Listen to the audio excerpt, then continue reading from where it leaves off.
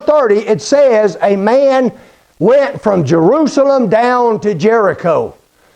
And what he is talking about there, Jerusalem, you need to understand, is a picture of relationship with God.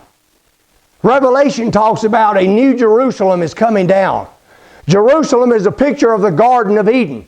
It is basically where you have fellowship with God. It is where the Temple of Solomon was located. So what you have, a man, if you leave Jerusalem, you're leaving the presence of God. And it's very interesting what it says. A man went from Jerusalem down to Jericho. And anytime you leave relationship with God, buddy, you better understand you're going down. And it is meant in a spiritual level, it is meant in a physical level, and a psychological level. And so he was going down. And when you hear that in literature, it usually means that things are not going very well. So I ask you the question, have you left your relationship with God? Have you left the relationship that you have? Have you left Jerusalem in your own life? And if you have, be careful, because you are heading on a downward path. And so as he was heading down, he was set upon by thieves, and they robbed him and beat him and left him for dead. So what is he talking about here? The thief in the story is Satan. The thief in the story is Satan. It is Satan that, if you go back to Genesis 3, he pounced upon mankind.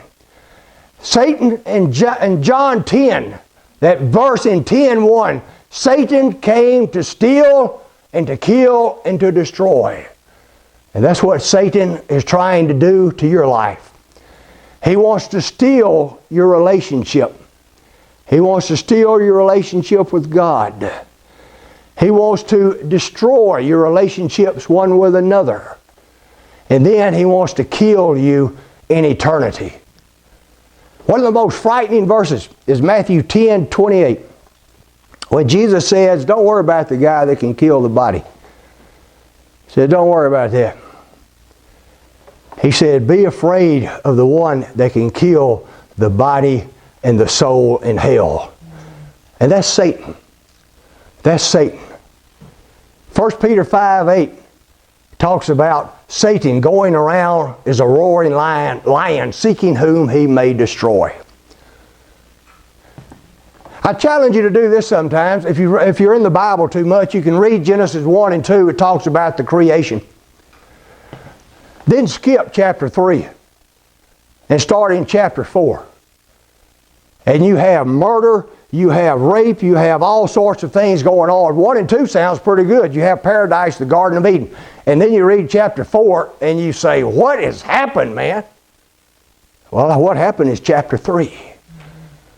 Chapter 3 is where you see the malevolence of Satan as he stole Adam's relationship with God, and he tried to kill and destroy everything he has. And it is a great explanation of what is going on in this world.